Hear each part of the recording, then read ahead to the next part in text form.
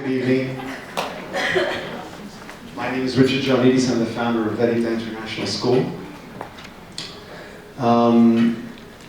There was supposed to be a picture up here of my three sons. It's coming up. I have three sons. More like a father,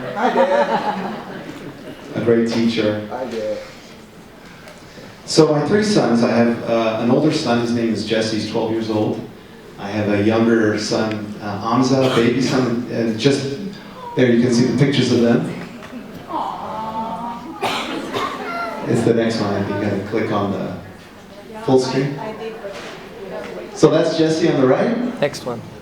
And that's Noah, my 10-year-old, and little Amza, the newcomer in the family. And I am so blessed, I am so honored, I am so privileged that they chose me to be their father for this time that they're here. It's a great undertaking. It's been the most meaningful thing in my life. It's been the most vulnerable thing in my life. It's made me look at myself, look at life in so many different ways. It's been overwhelming in some cases, but overall it's just been a blessing and really a privilege. A few nights ago, the house was kind of calm. Usually there's total chaos in the house with four boys with me. I'm a boy also. Like I said, they chose me to be their father, but I don't know. Sometimes I think the roles are reversed.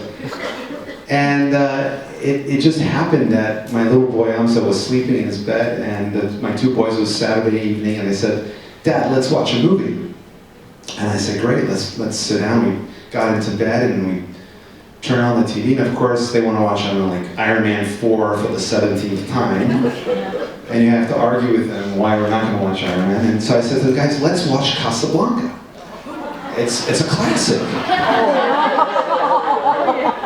"Dad, it's a black and white movie, it's not even color."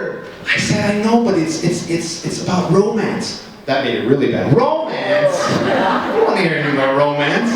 I said, no, but there's this history, it's World War II, it's a war film. So finally I convinced them to get into bed. I was so excited that this is my favorite, Humphrey Bogart, it's classic. So we're getting in bed and we get to have the popcorn, and I'm ready to explain. But you have this kind of vision when you're growing up, like, I'm going to do this with my sons, I'm going to watch this movie with them, and somehow it doesn't quite work out that way. And we sit down, and I'm so excited to guide them through the movie and all the nuances, and literally within 10 minutes they're both asleep. There goes my dream, watching Casablanca with my children. But there was an aha moment at that moment, because there they are, sometimes you guys might know, you're like positioned in a certain way. They're one sleeping on this side, the one's on that side. You're trying not to move, you have to go to the bathroom. But it was an aha moment, because there they are sleeping, I don't know, some parents here, sometimes when they're just sleeping, you just look and say, "My God, they've grown up, they're huge." Even the little one just got born yesterday, and he's already 1 year old. And again, there's just this blessing of, my God, and it's really touching. And memories started coming of my older son, of how, his first walk, how I taught him to bike ride, and it's a huge responsibility, we worry for our children. Again, we feel so vulnerable, and I am sitting there watching them sleep, and I'm thinking, have I done things right as a parent? Have I given them the skills and the tools they need to live a fulfilling life? And then memories came through of the future, of them, leaving school, going to university, getting married, maybe not, having kids, hopefully coming and visiting old dad for Christmas time, hopefully, maybe. Now I look back and I feel so bad for my parents, because so many times, like, "Mom, I'm going skiing with so-and-so," or I'm so grateful that if they do come and join me for Christmas. But if they do and I open the door, as parents, I think we really want to give them a hug when they're 30 years old, and deeply feel that they're grounded, that they're okay. that they're living their full potential. And I think ultimately we want them to be happy. And sometimes we lose sight of what's really important for our children. As a father, you're busy doing whatever you're doing as parents, as mothers, fathers. As an educator, you look at curriculums and assessments and evaluations, and we sort of lose sight of what's really important. About 15 years ago, my brother introduced me to a man. His name is Richie Davidson. He's a neuroscientist. My brother has strange friends, and I was fortunate enough to meet him in California, and his words really impacted me. And he knew I was interested to get into education. He knew that I was a teacher and wanted to continue and start a school, and that was way back when I was just dreaming about it. Verita had not come into fruition. And he said to me something. He said, resilience, strength, inner strength, perseverance. He put it in one word as well-being. He said, well-being is a skill you can teach children through social, emotional learning programs. And that blew me away. I thought, well, we're not trapped by our biology, by our past, that actually it's a skill, it's a muscle, like learning to play the piano or learning to play the cello. You can actually train or build the skills into children to have well-being. And so I went back to that night of thinking about them and wanting to hold them. That's our intention as parents, as teachers, as educators. So I started researching, what does he mean by that? I didn't even know what the word social emotional learning programs actually meant. And he was the first person to put a seed in for me with Verita. And if you go to the next slide. Most schools, as Brian mentioned, they have maybe one pillar instead of two pillars, and the one pillar is academics, and they focus on two intelligences. There's the cognitive intelligence of your math and your science, and your linguistic intelligence, which is your writing and your reading, and if you do those well, that's great. And then some schools say, okay, well, we do have to offer something else. Most schools will say, well, that's the responsibility of parents to deal with the rest of this stuff. And some schools will have a little bit of social emotional learning, but I think there needs to be a change in the paradigm of education where there are two equal pillars in the school that have equal importance, where we are building the skills for our children academically, to be problem solvers, to be intellectual, to walk and talk with anybody. But at the same time, they need to have the skills of social emotional learning, of well-being, of perseverance, of resilience.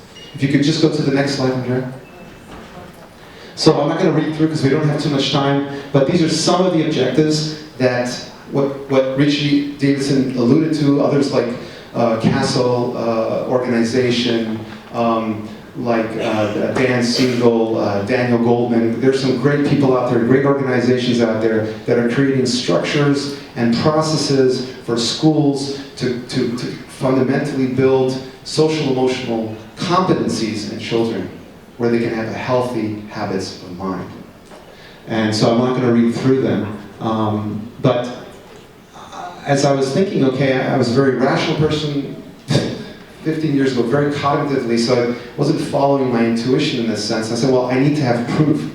I need to have the science back it up. I need to have the data. Does this actually work, or are these just hippie, new age information, let's all be happy and positive and well-being? That even sounds even crazier. So I wanted to go through the science, and so I won't go into the details of it because it's late, but basically there's a lot of data out there. I'll just summarize 4 of them really quickly of the evidence that social emotional learning and social emotional programs really have a great impact and help improve the second pillar, the first pillar, which is the academic. So very quickly, they did a study with children who have been through a social emotional learning program in schools, and they've actually seen it before and then after what happened, and they were able to see that there was an 83% increase in academic achievement.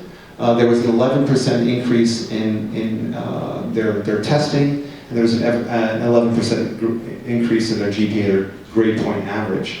You can find all this information at castle.org.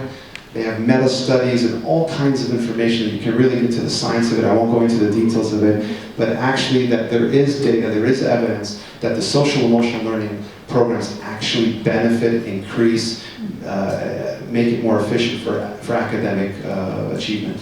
Next slide. The other three, let's say, evidence that validates social emotional learning. One of them is neuroplasticity, which Richie Davidson alluded to earlier in my career. And that's basically a great hope that our brains are malleable. Our brains are, especially with children, it's like an open highway. They have these neural pathways, these synapses in their brain, and they're open and they're full of potential. And so there's a lot of science now. We know more about our brain than ever before. And we know that, for example, the prefrontal cortex on the right-hand side deals with well-being and happiness. We know that the old part of the brain in the back, left side, near the cortex, is where the amygdala is deals with fear and fight and flight. And you can put children into fMRI CAT scans or adults and see, well, if they do a social emotional learning program for 6 months, you can see the brain rewiring. And I find that fascinating that we can actually change the brain structure in a more positive way. And you can actually see fMRI CAT scans that do this. For adults, it's a lot harder because the neural pathways are already set.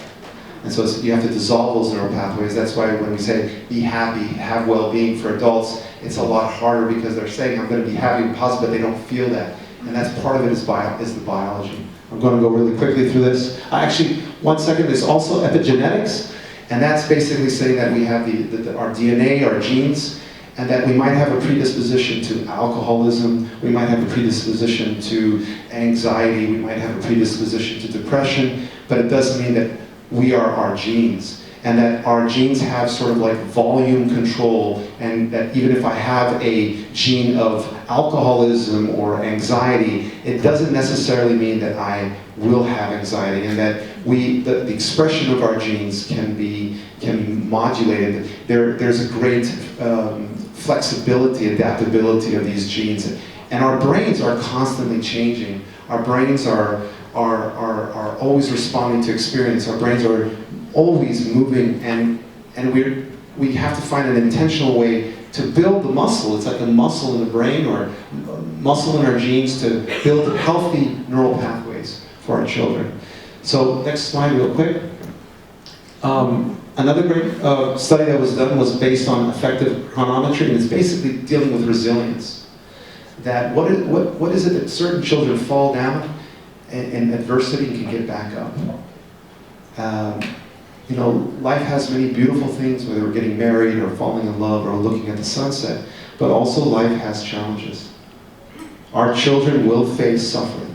Our children will face challenges. And if we just pretend that the elephant's not in the room and not give our children the tools and the resilience they need to fall down and get back up, and when I mean that, I mean through a psychological, with a healthy mind and emotion, to be able to regulate their emotions. So this is just a study showing that children that went through adversity, or adults that went through adversity, how long do they stay in the anger, in the frustration, and the difficulty in that adversity? And that's the gray line. That stays a lot longer. And then people who did social emotional learning programs, actually, they got upset, but they were really quickly able to pick up and adapt to the adversity. And I think our children are going to need resilience. And we're doing some skills in school right now on a weekly basis in which they're learning to build these tools of resilience. And I think it's extremely important for our children to be equipped with that. Next slide. How does it look like? I mean, it's been a lot of details and mindy stuff, but how does it look like in a class? We have 2 curriculums. I mean, we have many curriculums, many different approaches, but I'm only going to go quickly over 2 of them. One is called the zones of regulation, and that's dealing with our emotions. And the other one is called the mindfulness curriculum, it's dealing with our minds.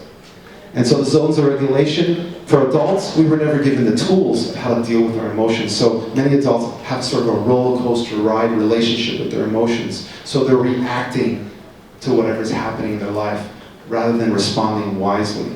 So here am I have anger, and I go out in life and I react to that anger, and usually I react in a bad way. So we're giving children a new operating system, a new roadmap, an internal scientific roadmap to allow them to understand their emotions, break down their emotions, and have skills to regulate their emotions. So for little kids, it gets more sophisticated as they get older. For little kids, we'll say, when you hurt yourself, when you're angry, when you're very upset, or when you're very excited, you're in the red zone. Your body is in the red zone. Or when you're sad, and when you're sleepy or tired, you're in the blue zone. And then we say, well, the green zone is where you have your optimal zone, where you feel comfortable, where you think anything is possible, where you're ready to learn. Many schools, many teachers are facing students who are in the red zone and the blue zone and are not ready to learn. So we need to get our children into the green zone. The green zone is where we feel ready to learn and focused. And so, how many times do you stay in the red zone? How quickly do you come back to the green zone? We have 24 skills that we teach children how to go from the green zone to the red zone. Cognitive skills that they have to memorize, cards that they have to memorize, role-playing that they have to memorize. So when a kid is scared, dark, at night, and he's afraid, he could draw upon these skills and say, I'm going to use this skill to help me get back into the green zone. And I think that's so important as we get older to have those things. By the way, the green zone is in the prefrontal right cortex of our brain. The red zone is in the back. So these zones are also can be identified in the brain. How do we look like as parents when we're in the red zone? How do we look like as parents when we're in the blue zone? How do we look like as teachers in the red zone or in the blue zone? And so we are far more compassionate, far more kinder when we're in the green zone. If that's too emotional for you, as a businessman or as a person in the corporate world, we are great leaders in the green zone. We make great decisions in the green zone. We can think strategically. When we're in the red zone, we're just trying to solve crises and flare-ups impulsively. In the green zone, we can think strategically. In the green zone is where athletes like Roger Federer can perform at their highest levels. In the red zone, he won't win Wimbledon, but in the green zone, he can. So these are practical skills that we need to teach our children. Because in the green zone, it's where they're going to reach their full potential. And in the green zone is where there's less suffering for our children too. None of the colors are bad. We include them all. They're all part of who we are. We have to accept our humanity, accept all parts of ourselves. And so that there's nothing wrong with them. There are appropriate times. But if we can create their base in the green zone, it's extremely important. Mindfulness is the other part of our program. And then we have, again, many other ones. Our minds are overthinking machines. You know, we're having 60,000 thoughts a day. 90% of them are repetitive. In our school, we call it the monkey mind, the mind that goes from tree to tree. And so we have to quiet this mind down. It can create a lot of suffering. It's a great tool. The left part of the brain, we can send people to the moon. We can build the Eiffel Tower. But to live in that place can become exhausting. We all know that. We're sitting in bed late at night, and it's especially when things don't go the right way. You know, we hate unpredictability. We hate not to be in control of our lives. And guess what? Our children will face unpredictability. They will face adversity. They will face times when they're not going to be in control, and their mind is going to try to find solutions over and over and over again. You know, and it's not going to work. And so they have to have the skills of how to work with a healthy mind, how to have healthy habits of mind. Next slide. So this is a drawing which I love when we show to the children. And so we want to create a sort of an anchor for the children, a place where that they can come home to, so that when they do have fears and worries and so forth, they can come back into their bodies and not be just walking heads, but actually feel it. Because if you're just working with your mind, you can say, I'm happy, but your body doesn't feel that way. Your body's a great tool to tell you if you're bullshitting yourself or not. You know? And so mindfulness is a great way to drop that anchor down and to be grounded and to slow things down and to be in the present moment. And suffering comes from thinking about the future, thinking about the past, and resisting the future and the past. And that's where most of our suffering comes. So if we can have children become more present. With today's technology, they're going to phones and iPads and Facebook and malls, and we're constantly trying to entertain our children, and they don't know how to just be. We're creating human doings, not human beings. And yes, we want our children to manifest and to create things and build things and solve problems, but they have to also have clarity of mind. Go to the next slide. And at the end of the day, when you have mindfulness, you have clarity. You're not crowded by all these thoughts. You're not burdened by all these emotional roller coasters, and you have clarity. And with this clarity, there's an opening. There's a space. So powerful. There's that space. There's breathing space. There's a gap. And that's where solutions come. That's where great creativity comes. That's where we feel empowered. And I think it has to start with us, also as parents, as teachers. We have to learn to be in this space. In neuroplasticity, it's called mirror neurons. We're mirrors to our children. So as I sit in bed with my children laying there and looking at them, I don't worry about what they're going to be and how they're going to be and what's going to happen. I don't have any control of that. The one thing I only have control of is if I can be a living embodiment of well-being, of balance, of happiness. I pass that on to my children. I give them that inheritance. That is the best legacy I can offer my children.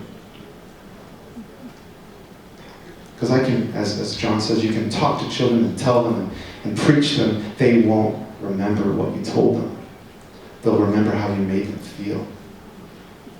It's the most powerful legacy we can leave our children. So it starts with us making that shift. As a father, I say that. As parents, we say that. But also as teachers.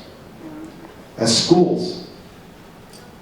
To make that transformation where we have a fully integrated child with multiple intelligences that can reach their full potential. Not just using 2 intelligences. And so, as an educator, I would say, let's spread social emotional learning to every school in Romania, to every school in Europe. Let's make it a priority for our society. You turn on the TV now and you see what's out there, the madness that's out there. There has to be there has to be a wiser way forward. So our children are not reactive and impulsive, but actually, wisely moving forward. And then if we do that, then we have children who are thriving, who are empowered, who can, create the canvas of their life, dance their dance, and live a meaningful life. So that's what we're trying to do. Thank you.